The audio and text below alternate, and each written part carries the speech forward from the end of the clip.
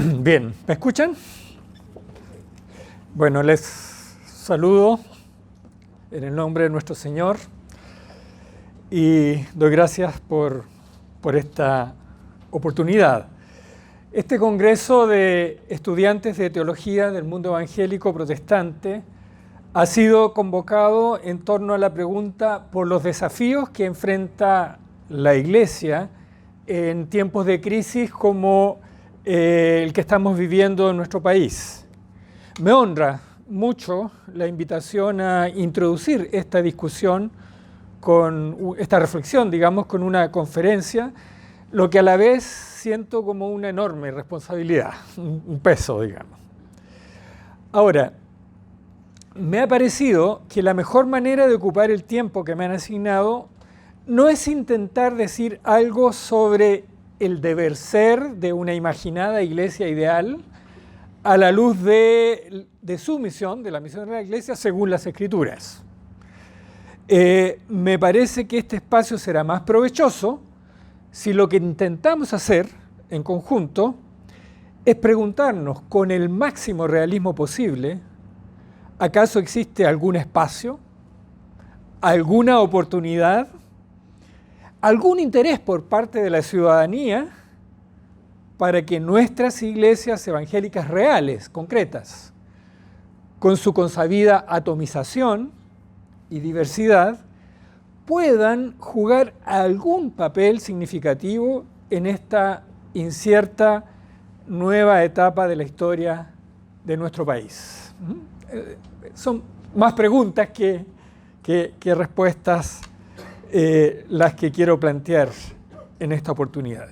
Y como una forma de introducir, como una manera de introducir este acercamiento más bien modesto y necesariamente humilde de abordar esta pregunta por los desafíos que enfrentan nuestras iglesias en esta época de crisis, me propongo compartir con ustedes básicamente tres acercamientos, tres reflexiones. La primera o el primero es un simple reconocimiento. Esto es, las iglesias somos parte del problema. Esa es mi primera afirmación. El segundo momento, el segundo acercamiento es plantearnos la posibilidad, es una posibilidad, no estoy seguro que la respuesta sea positiva, pero creo que sí es una posibilidad, de aprender algo de la experiencia de nuestras iglesias, y voy a decir nuestras iglesias locales, durante el periodo de la dictadura. Esa es como la segunda cosa. Y el tercero, teniendo en cuenta los dos puntos anteriores, es sugerir, rescatar de la historia, del pasado, un lema que iluminó a las iglesias participantes en el emergente movimiento ecuménico a nivel mundial en otra etapa histórica crítica, no de un país en particular, sino de la humanidad, que es el periodo entre la Primera y la Segunda Guerra Mundial, es decir, en el medio del surgimiento del fascismo, del totalitarismo, del nazismo y previo a la Segunda Guerra Mundial. Y ese lema en inglés dice "Let the church to be the church". Algo así como dejemos que la iglesia sea la iglesia. Ese es el tercer punto entonces que quisiera proponer para nuestra reflexión. Partamos por el punto somos parte del problema. La mayor parte de los análisis coinciden que las dos principales causas del estallido social y por lo demás causas interconectadas entre sí son la escandalosa desigualdad que caracteriza a la sociedad chilena, por una parte, y por el otro, la pérdida casi completa de legitimidad de nuestro sistema político, simbolizado de alguna manera en la Constitución. Hablemos un poquito, muy de paso, del tema de la desigualdad. Según el documento Desiguales, Orígenes, Cambios y Desafíos de la Brecha Social en Chile, publicado por el PNUD en junio de 2017, se hace la siguiente afirmación de síntesis de un estudio bastante largo. La desigualdad socioeconómica en Chile no se limita a aspectos como el ingreso, el acceso al capital o el empleo, sino que abarca además los campos de la educación, el poder político y el respeto y la dignidad con que son tratadas las personas. Esto afecta en mayor grado a las mujeres, a la población rural y a las regiones, digamos, más marginadas, más retrasadas de la sociedad, los pueblos originarios y a personas de diversas minorías. Hasta ahí la cita de este documento del PNUD. Aunque las ciudades en Chile son bastante segregadas en general, Santiago en particular, es decir, los que tienen más viven en sus mejores barrios, mientras que los que tienen menos viven en poblaciones marginales, en campamentos y la clase media en los barrios intermedios. Pese a esa segregación, estos mundos tan distintos, estos países distintos, digamos, son visibles para todos, en parte por la televisión, que nos suele mostrar, digamos, las distintas caras del país, aunque más la cara más hermosa, ¿no? Pero también porque muchas personas del mundo de los pobres, de la marginalidad, se trasladan para trabajar para los más ricos en sus barrios, con frecuencia experimentando muchísimas formas de discriminación. Por lo tanto, hay una segregación que hace que vivamos en mundos separados, pero esos mundos son escandalosamente visibles cada día. Y por lo tanto, la conciencia de semejantes diferencias, tanto en el acceso de bienes como en el trato, y la sensación de que tales diferencias no han disminuido en la medida que ha pasado el tiempo, todo esto se ha manifestado en esta progresiva pérdida de confianza en las instituciones públicas, en los gobiernos, el Poder Ejecutivo, en el Congreso Nacional, que supone debería legislar por un mayor bien común, en los tribunales de justicia, se siente que la justicia no es pareja para todos, etc., ¿no? La mayor evidencia de esta pérdida de confianza o de legitimidad, confianza en el sistema político y de legitimidad del sistema político, es el descenso progresivo, dramático diría, de la participación electoral. Mientras en la elección presidencial y parlamentaria de 1989 participó el 94,72% del padrón electoral, entonces con inscripción voluntaria y voto obligatorio, en la primera vuelta de 2017 participó el 46,8% del padrón electoral, esta vez con inscripción universal, automática y voto voluntario. Las elecciones municipales de 2016 marcaron el punto más bajo de la participación electoral, con apenas el 34,9% de la población, otra vez con inscripción automática y voto voluntario. Y aunque la segunda vuelta de 2017 subió un poquito la participación, aún así el presidente Sebastián Piñera fue elegido con una participación de apenas el 49% del electorado. Si se toma en cuenta lo que ha ocurrido durante las últimas 7 semanas en todo el país, resulta evidente que a esa, en efecto, mayoría, pequeña mayoría, pero mayoría del electorado que había dejado de votar, no es que le fuera indiferente el futuro del país, ¿no? No es que no le importara lo que pasa en el país.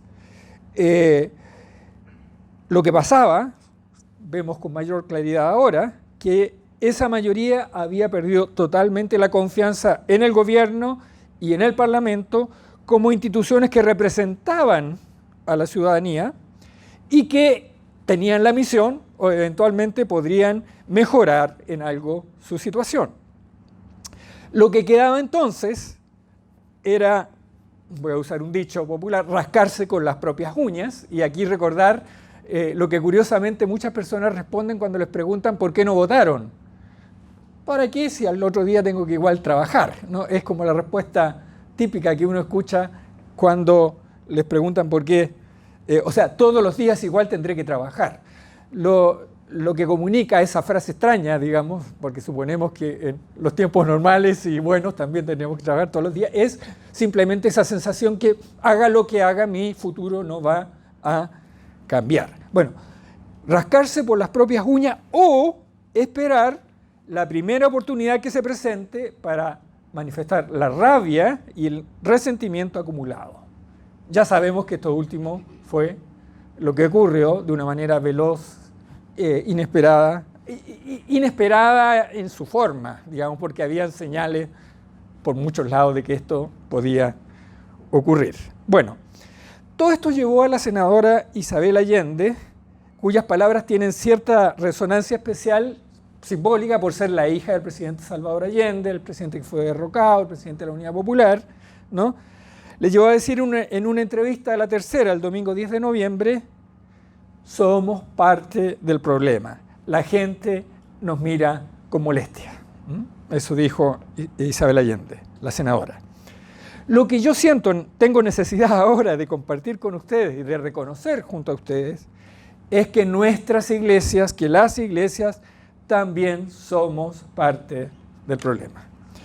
A la par con Carabineros de Chile, las iglesias éramos hace algún tiempo atrás las instituciones que según las encuestas contábamos con la mayor confianza por parte de la población, Carabineros y las iglesias. Pero en ambos casos, esa confianza se ha venido perdiendo en forma progresiva y rápida. No quisiera detenerme mucho en el caso de la Iglesia Católica chilena, profundamente afectada por las denuncias de abusos sexuales de muchos de sus pastores, porque nuestro foco está en la Iglesia evangélica. Sin embargo, al respecto, solamente quisiera mencionar a modo de ilustración lo siguiente. A nivel mundial, la figura del Papa Francisco es percibida como un aire fresco de renovación para la vida de la Iglesia mundial, por su estilo pastoral cercano, por su postura, por ejemplo, frente al desafío del cambio climático, por muchos otros temas, y entre otros también por la honestidad de su apertura ecuménica. No sé si saben que él ha estado, por ejemplo, en encuentros con pentecostales, en Italia, en otros encuentros ecuménicos en el mundo, ha sido muy acogido en un clima espiritual, no solo de diplomacia, por sectores del mundo evangélico. Sin embargo, su visita a Chile, frente a la cual uno podría tener expectativas muy especiales, digamos, terminó siendo una verdadera decepción, un verdadero fiasco, a causa de la pérdida de credibilidad de la Iglesia Católica chilena. Digamos, una oportunidad de algo. Yo tenía expectativas, yo lo conocía a él cuando fui observador en Aparecida, antes que fuera el Papa.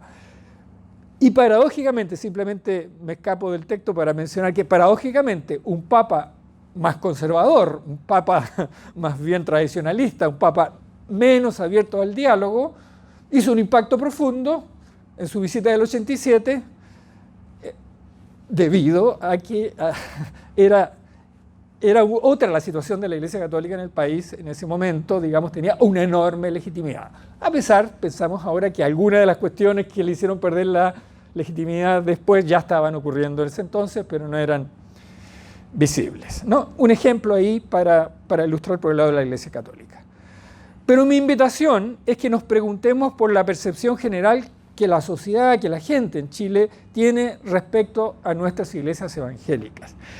Yo creo que si la pregunta se la hiciéramos a los líderes de nuestras organizaciones interdenominacionales, probablemente ellos rápidamente se pensarían en los elogios que habitualmente les gusta recibir o nos ha gustado recibir en las ceremonias oficiales para el Día Nacional de las Iglesias Evangélicas. Ahí se han hecho ceremonias en el Parlamento donde nos gusta que nos reconozcan, por ejemplo, por el importante labor en las cárceles, por la labor en la rehabilitación de drogadictos, en fin. O sea, nos gusta que reconozcan nuestra trayectoria y nuestro aporte a la sociedad chilena. Bueno, y eso todo tiene su valor. Pero si hiciéramos el ejercicio de preguntarle a las personas comunes y corrientes no evangélicas, a nuestros conocidos no evangélicos, y les pidiéramos que mencionen algunos hechos de los años recientes en que las iglesias evangélicas han sido notorias en la sociedad chilena. No quiero ser yo mismo quien responde esa pregunta, sino preguntarle a ustedes mismos. ¿Qué creen ustedes, así solamente al voleo, que respondería la gente si les hacemos esa pregunta? ¿Qué hechos notorios, en qué hechos se ha destacado las iglesias evangélicas en las últimas décadas, en los últimos años en nuestro país? A ver, al voleo, algunas cosas que ustedes se les ocurra decir. Vamos. ¿Sí? Se me ocurre, como ejemplo, la organización interdenominacional que surgió ahora como respuesta a la contingencia, llamada Somos la Iglesia. Ya. Han salido a manifestarse a Plaza Italia, digamos, primero que todo a responder al llamado al Evangelio, que es expandir el reino de Dios, y también a orar por los manifestantes, a orar por la presencia de carabineros, y a atender a los heridos y desamparados en esa situación. Creo yo que eso es algo. Ya, pero ahí tú estás pensando en algo que ha sido menos visible y que tal vez nos apunta algunas luces de dónde tenemos que caminar. Yo estoy pensando en lo que dice la prensa, lo que dice, ¿sí? Igual se ha notado, por ejemplo, sobre todo en sectores pentecostales, el trabajo con alcohólicos y drogadictos. Ya. Eso es reconocido que es más efectivo que instituciones como del gobierno. Ya. ¿Sí? Los escándalos por plata a una de nuestras iglesias grandes. Ya. Y eso es lo que sale en la prensa. Ya. Lo reconocen y Ya. eso la gente que no es parte del círculo. Ya. El escándalo de plata, estamos hablando principalmente de lo que pasó con la iglesia metodista pentecostal, el pastor Durán, ahí páginas y páginas de prensa al respecto, ¿no es cierto? ¿Qué otra cosa? ¿Se acuerdan del Te Deum del año, cuál fue? ¿El 18? ¿El 17? No me acuerdo. ¿No? 17, ¿no? Bueno, ahí fue otro momento en que nos destacamos como... ¿se acuerdan del pastor Soto? A lo mejor muchos decían estamos de acuerdo en el fondo con él, pero la forma no nos representa en absoluto. ¿Ah? El bus con mis hijos no te metas. Bueno, podríamos seguir haciendo ejemplos. Reconociendo la posibilidad de equivocarme, mi impresión es que nuestras iglesias evangélicas como conjunto, o sea, no estoy hablando tanto del espacio local, sino la imagen que generamos en la opinión pública durante los últimos años, hemos mostrado más que ninguna otra cosa, por ejemplo, el interés de conseguir reconocimiento por parte del Estado, por parte de la clase política, es decir, que nos vean en el Te Deum, que nos vean en el Congreso, que nos reconozcan. O sea, el interés de ser reconocidos. En segundo lugar, por aprovechar las coyunturas electorales para plantear ciertas demandas o exigencias corporativas, es decir, derechos que sentimos que han sido no reconocidos y entonces la negociación con las candidaturas para que hayan agendas evangélicas que luego queremos controlar a través de la UNAR o otras cosas. Ahí hay otra cosa en que los evangélicos hemos sido aparentemente activos. Bueno, y en relación a lo del pastor Soto o tal vez el bus y todo eso, hemos sido reconocidos y vistos no tanto por la intención de construir el debate de temas valóricos, sino más bien hemos sido vistos como un sector que trata de imponer al conjunto de la sociedad su particular visión de los temas valóricos, ¿no? Y generalmente oponiéndonos a legislaciones que eventualmente responden a necesidades de grupos discriminados, de grupos de minoría. Recordemos, por ejemplo, la discusión de la ley contra la discriminación, algo en que tuve una participación más o menos directa. Entonces, me temo que la forma en que hemos sido vistos como evangélicos en la sociedad chilena nos recuerda, y esto lo escribí en una notita que me pidieron hace un tiempito atrás escribir, me recordó una reflexión crítica que hizo un obispo católico, el obispo Carlos Camus, respecto al mundo evangélico y particularmente el mundo pentecostal, después del primer Te Deum del año 75. Por ahí. El obispo Camus dijo en una entrevista, en realidad off the record, que después se la hicieron pública, dijo: los evangélicos o los pentecostales se están vendiendo por un plato de lentejas. Esa fue la expresión. Por supuesto que esto generó la reacción indignada del liderazgo evangélico, pero yo de esa expresión valora una cosa. El obispo estaba reconociendo una cierta primogenitura. ¿A qué se refiere esa primogenitura? Vale la pena preguntarse. Me imagino la cercanía de nuestras iglesias con la gente, ¿no? Con la gente más pobre particularmente, ¿no? Es decir, el crecimiento de nuestras iglesias versus el decrecimiento de la Iglesia Católica. O sea, pero lo que nos hacía pensar el obispo Camus en esa declaración es, pero parece que en este momento están más bien queriendo competir con el poder que la Iglesia histórica tiene y para eso, digamos, alejándose un poco de su tradición. Entonces, dejo hasta aquí el punto. Al menos somos vistos como parte del problema. Por supuesto que si bajamos la cosa a la diversidad de las iglesias o cómo se han sido nuestras iglesias locales, tendríamos que admitir un montón de diferencias, matices, responsabilidades, pero en términos generales, las iglesias somos vistos como parte del problema. Segundo, aprendiendo del periodo de la dictadura. Más de algún dirigente político, generalmente más bien los mayores de mi propia generación, he visto que comentan en las redes sociales, han comentado que, o sea, gente que vivió la lucha contra la dictadura, ha comentado a través de las redes sociales respecto a la notoria diferencia en cuanto al nivel de violencia destructiva que se ha manifestado en el presente estallido social en comparación a la manera en que se vivió la lucha contra la dictadura. Por cierto que ese tipo de comentarios es generalmente mal recibido en el contexto del rechazo a lo que se acusa como criminalización de la protesta social, ¿no? Sin embargo, yo debo admitir que esa diferencia también me ha llamado profundamente la atención desde el inicio del estallido social, y eso más de una discusión me ha generado en mi propio círculo, en mi propio ambiente familiar o algo así.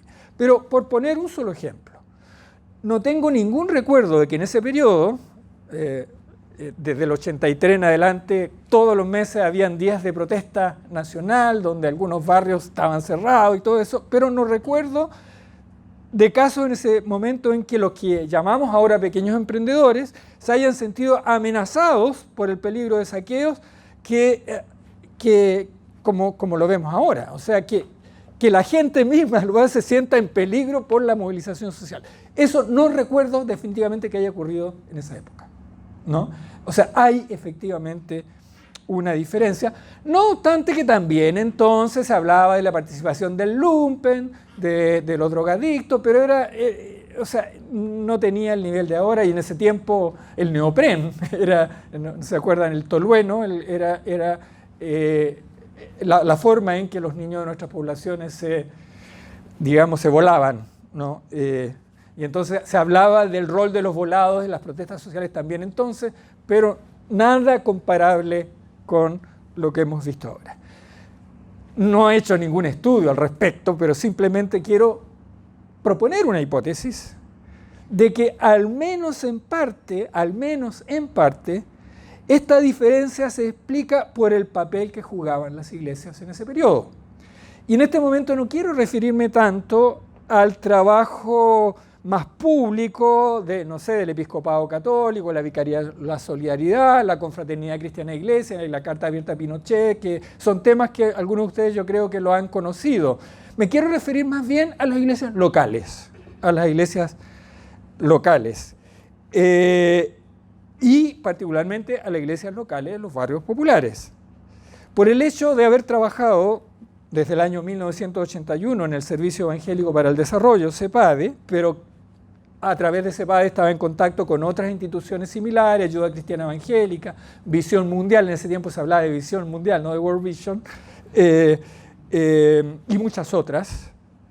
Pude ser testigo de que en ese periodo de la historia era muy rara la iglesia local que no se sintiera prácticamente obligada, presionada por la situación del entorno, a ofrecer su modesta estructura para el funcionamiento de algún tipo de práctica solidaria que iba más allá de la congregación y que involucraba al entorno de su iglesia, ¿no?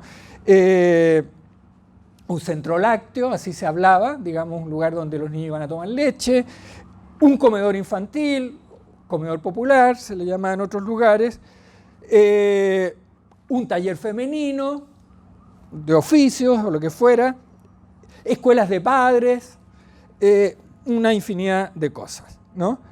Es cierto que para eso en ese periodo se contó con la cooperación internacional, con recursos de cooperación internacional, particularmente consistente en alimentos, leche, queso, pequeños montos para costear el gas o otros servicios.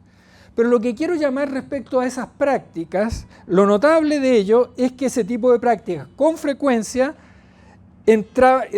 permitían que quiero llamar la atención en esto. Las iglesias participantes en este tipo de prácticas no reflejaban de la misma manera la situación de las dirigencias a nivel nacional. O sea, a nivel nacional, por lo menos desde cierto punto hacia adelante, uno decía, está el Consejo de Pastores, que con los Te Deum apoya la dictadura, está por otro lado una minoría que se expresa en la Confraternidad Cristiana de Iglesias. Esto que estoy hablando en general era transversal.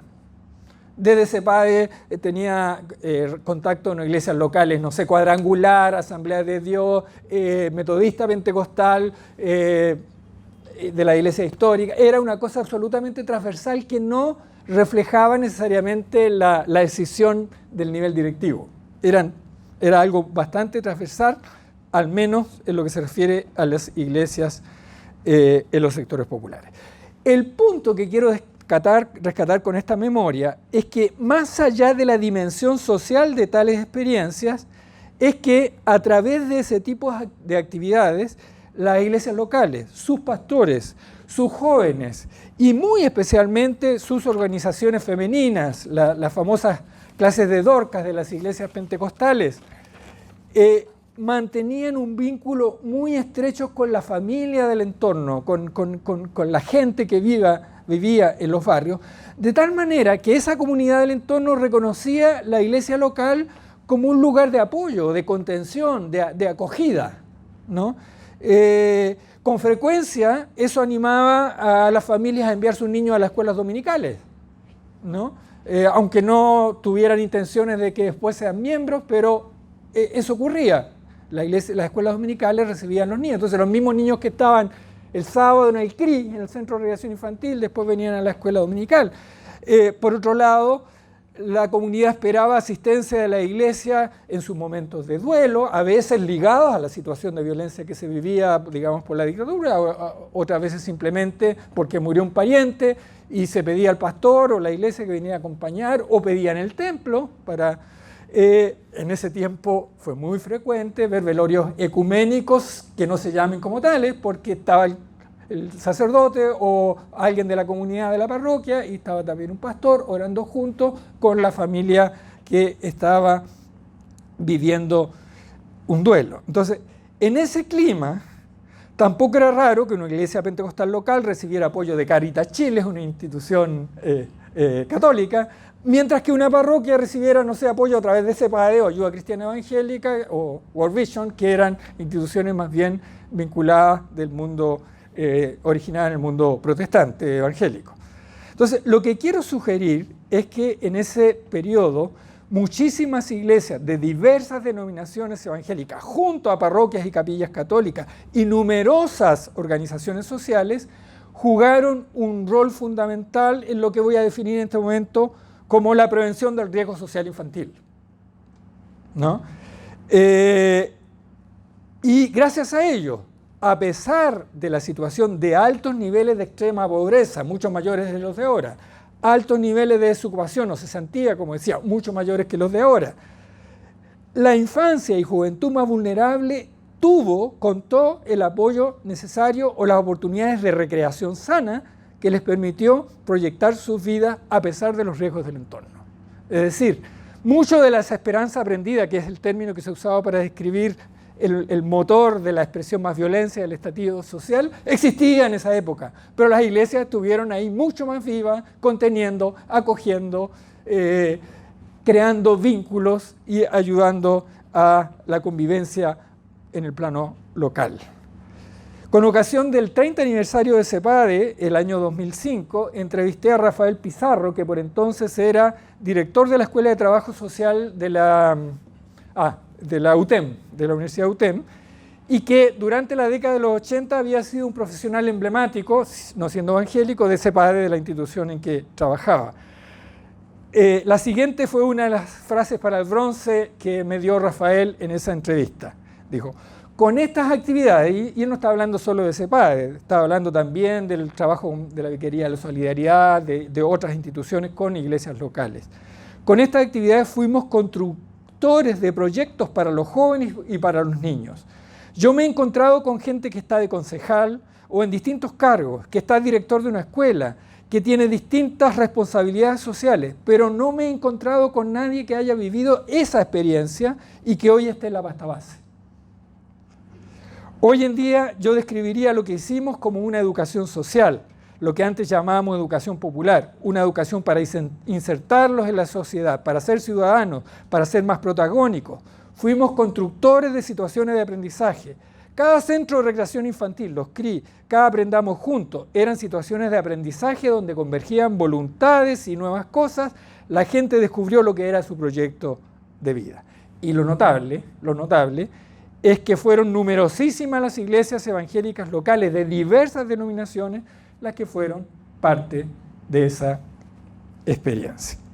Uno podría pensar que gran parte de lo que he descrito corresponde a una visión integral de la misión permanente de la Iglesia de Cristo, ¿no? O sea, estas cosas que estoy contando y que ocurrieron en ese periodo no tienen tanto que ver con, por ejemplo, la respuesta a una situación particular de crisis, como sí podemos decir fue la carta abierta a Pinochet, el rol de la Confraternidad Cristiana de Iglesia, acciones especiales en términos de los derechos humanos.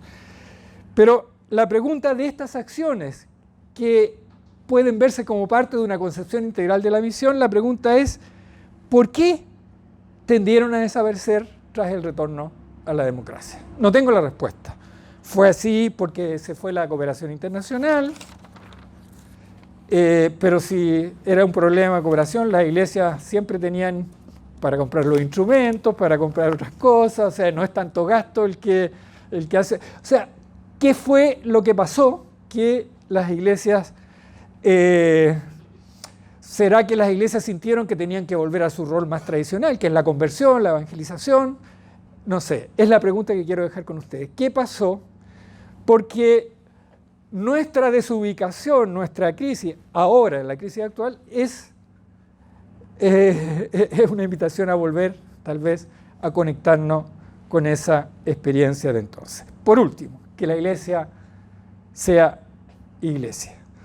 Lo dicho hasta aquí es suficiente para tomar conciencia que nuestras iglesias evangélicas no están en una posición, no tienen ninguna legitimidad como para pretender jugar algún lugar público significativo en medio de la crisis que está viviendo nuestro país.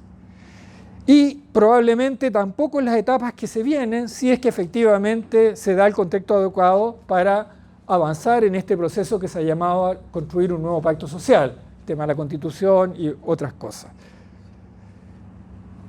No estamos en una posición para pretender algún liderazgo, circulan algunos textos de por qué las iglesias evangélicas nos oponemos al cambio de Constitución, no sé si lo han visto, en realidad nadie lo firma, no conozco de ninguna discusión al respecto como para alguien pueda hacer una vocería en parte de esa discusión, pero es legítimo tener opinión. El punto es que las iglesias no estamos en una posición de parar en una palestra como esta, decir esto es lo que la sociedad tiene que hacer. No estamos en esa posición. Pero sí es posible que la crisis que estamos viviendo sea un kairos, un tiempo oportuno, una oportunidad para nuestra iglesia, creo yo, no en el ámbito de las grandes dirigencias, de reflotar representaciones, no, en el ámbito de la iglesia local, en el ámbito de la iglesia local. El ambiente que parece seguir viviendo entre las personas más activas en las movilizaciones, que tiende a comunicarse casi exclusivamente entre sí, y como no hay que ver la tele, están en el mundo de la movilización, sigue habiendo ese ambiente de entusiasmo por un despertar que aparentemente estaría conduciendo irreversiblemente hacia una sociedad más justa. O sea, hay una psicología que se mantiene en el ámbito de la sociedad movilizada. Pero una mirada más amplia, yo vivo en el campo y me cuesta no mirar la mirada más amplia, porque allá no pasa nada, entonces veo el mapa completo. Una mirada más completa nos muestra un clima harto más enredado. Mucha intolerancia, mucho estrés, mucho cansancio, mucho temor, mucha incertidumbre, mucho miedo al futuro, sin considerar los datos duros de la economía, que ya sería otro cantar. Entonces, esta otra parte, no niego el despertar, no niego nada de eso, pero esta mirada más completa nos lleva a darnos cuenta que la cosa no está como por un tubo. Me temo que el riesgo de que la situación evolucione hacia una salida extrema derecha, como en el caso de Brasil, con el presidente Bolsonaro, pensemos lo que está ocurriendo en Bolivia, digamos, donde es interesante que en el campo de este gobierno de transición se ha dado una especie de alianza entre conservadores católicos y sectores evangélicos muy conservadores. Por lo tanto, digamos, la situación está en una situación mucho... algunos políticos citan las encuestas y dicen, no, el plebiscito de abril va a salir como un tubo. Yo tengo la impresión que las encuestas no son confiables hoy día. ¿Por qué? Porque así como la gente entrevistada que está asustada dice, no, si yo estoy con yo estoy, como dicen, con la causa. Yo estoy con la causa. O sea, es políticamente correcto estar con la causa, estar con el movimiento. Pero lo que refleja todo el lenguaje corporal es estoy asustado. No sé si quiero estos cambios que hay una situación entonces mucho más compleja. Y entonces, en este contexto, y con esto termino, hay una enorme urgencia de espacios, voy a usar una palabra que le gusta a un amigo mío que se llama Marcos Risen, espacios amorosos, espacios protegidos donde las personas puedan conversar, compartir en un clima de confianza sus esperanzas y temores. Si se logra avanzar, estos días, esta mañana estaban anunciando ciertos avances para que la cosa del plebiscito y todo eso avance. Bueno, va a haber que conversar, qué es una nueva constitución, ojalá eso en un clima de confianza, no de temores, para todo ese tipo de cosas. Mi pregunta es si eso nos representa una gran oportunidad en el espacio local para el espacio comunitario que pueden ofrecer las iglesias locales tal como lo ofrecieron en el periodo de la dictadura, ¿no? No en el sentido oportunista, lejos de eso quisiera pensar, de aprovechar la coyuntura para recuperar la confianza perdida de la gente. Si queremos apurar eso, no vamos a lograr nada. Se trata más bien de una oportunidad sincera de que nuestras iglesias recuperen su vocación por cumplir con su misión integral, permanente, de ser comunidades sanadoras, colaboradoras en la construcción de redes y vínculos en medio de esta sociedad extremadamente individualista. Y esa es una de las paradojas de la crisis que estamos viviendo. O sea, es una explosión social donde la gente pide Estado, pero desde una cultura profundamente neoliberal también en la gente. O sea, todas esas contradicciones son las que hacen que el camino de salida sea difícil. Y entonces es en el contexto de esta oportunidad que a mí se me viene ese lema de una conferencia de 1937 en Oxford, la conferencia del Consejo Cristiano Universal de Vida y Acción, uno de los movimientos que convergieron en la creación del Consejo Mundial de Iglesias en 1948.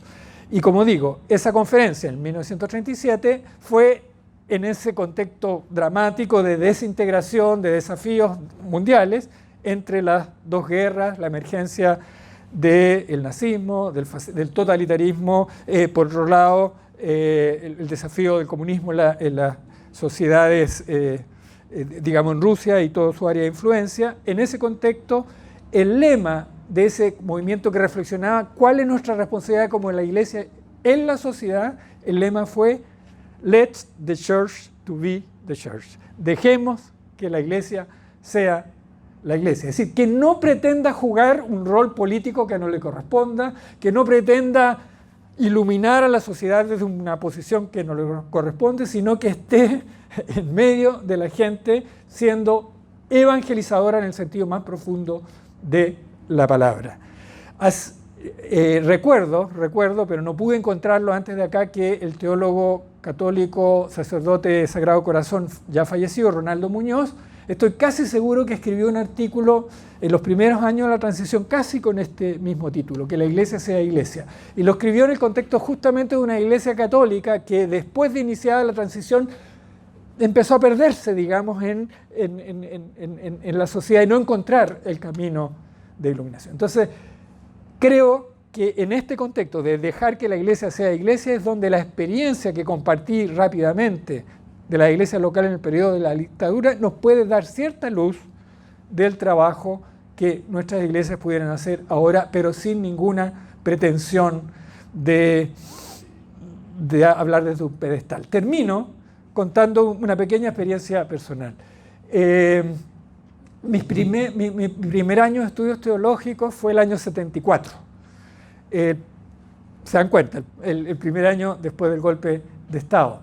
Estaba en cuarto medio y alguien, no sé cómo, se la arregló para que me acepten en un curso de educación teológica para adultos de la Universidad Católica, un programa de teología para adultos de la Iglesia Católica, para laicos, teología para laicos. Y ese año básicamente estudié Biblia, digamos, con profesores católicos, y al mismo tiempo que estaba viviendo esa experiencia, mi iglesia local era muy activa en los círculos interdenominacionales, tenía una vocación de iglesia de puerta abierta, y por esas circunstancias tocó que ese año llegaron por primera vez los primeros grupos de misioneros de Juventud con una Misión. El contacto fue a través de sociedades bíblicas, hablaron con mi papá, que era el pastor de mi iglesia local, y mi iglesia local terminó siendo la iglesia que en sus hogares acogió a los primeros grupos de misioneros de Juventud con una Misión. En mi casa, de hecho, estuvieron Nancy Nevo y Debbie, no me acuerdo el apellido, y obviamente eso nos llevó a ser parte de muchas de las actividades evangelísticas que en ese año la Iglesia de Asamblea de Dios Autónoma en Avenida Mata, en otras iglesias. Ahí estuve muy activo yo entre 16 y 17 años, al mismo tiempo que estaba, bueno, ese año vino Motesi también, a campañas evangelísticas, había un movimiento evangelístico, no sé si me recuerdan, bueno, se me fue el nombre, pero los jóvenes de mi denominación tuvieron su convención, que eran 2-3 días en una iglesia de San Gregorio, el predicador Alberto Motesi, digamos, todos ardiendo en el espíritu, más o menos, en un contexto de dictadura, pero yo con esta vivencia evangélica, misionera, por un lado, y por otro lado, iniciándome en el estudio de educación teológica. Lo que quiero destacar es que en los encuentros evangelísticos que teníamos, hay una himnología de esa época, pero uno de los himnos, un corito que se cantaba, era el corito basado en 2 de Crónicas 7, versículo 14, si se humillaren mi pueblo y orare. No sé si alguno de la generación actual lo recuerde. Si se humillaren mi pueblo y orare y buscaren mi rostro y se convirtieren de sus malos caminos, yo los iré de los cielos, los perdonaré, los sanaré. Estoy siguiendo el corito más que el texto. Si se humillaren mi pueblo y orare. El punto que quiero destacar es que en el medio de las conferencias, de las actividades evangelísticas, este himno se escuchaba en clave personal, en clave entreguemos nuestros pecados al Señor, en la clave evangélica más clásica. Pero con mi otra pata, en los estudios, iniciando los estudios teológicos, y por otro lado, en un contexto de dictadura del cual era plenamente consciente, el texto tenía también esa otra lectura, de un pueblo que ha equivocado su camino, de un pueblo que ha abandonado un pacto, de un pueblo que no ha sido fiel a la alianza con su Dios, y entonces la palabra tiene más bien una connotación profética, crítica del papel del pueblo de Dios en medio de la situación del pueblo. Entonces, lo que quiero decirles es que apenas empezó el estallido social y recibí invitaciones para colaborar con ciertos pronunciamientos que han habido, este texto me empezó a dar, y este canto me empezó a dar vuelta en la cabeza, pero debo confesar, encontré poco eco, porque no es el momento de estar confesando pecado y todo, hay que señalar con el dedo a Piñera, a la autoridad, en fin. Tengo la percepción de que de la crisis somos responsables de alguna manera, muchos más que el Parlamento y el Congreso, la Iglesia somos parte, y por eso quiero simplemente terminar compartiendo este texto, porque me parece que las iglesias tenemos que enfrentar estos días que vienen con mucha humildad, con mucha autocrítica, y por qué no, con mucha oración, para pedir que el Señor nos ayude en un tiempo difícil a encontrar el camino del encuentro, del diálogo, de la tolerancia, del afecto, y ahí, para mí inevitable decir de alguna manera, la cultura evangélica que nosotros tenemos respecto a la noción del pacto en la Escritura y la crisis de un pacto y la necesidad de un nuevo pacto nos debiera hacer bastante más abierto a la pregunta por la necesidad de una nueva constitución en nuestro país, en la medida que la constitución es lo que simboliza o expresa el pacto, el contrato social de una sociedad que hace que esa sociedad tenga cohesión, y por lo tanto, independientemente de la opinión que uno tenga de la Constitución del 80 con todas sus reformas hasta el 85, hasta el 2005, perdón, hay un rol que juega eso, que es generar un pacto, generar un acuerdo. Y en ese sentido me da la impresión que la Iglesia debiéramos abrir las puertas para la reflexión, y no para decirle a la gente que esté de acuerdo o en desacuerdo, sino para que converse, para que debata, para que se prepare y para que participe, ojalá conscientemente y responsablemente, en la etapa que inicia el país. Muchas gracias. Me pasé. Bien, agradecemos a Dr. Juan Sepúlveda,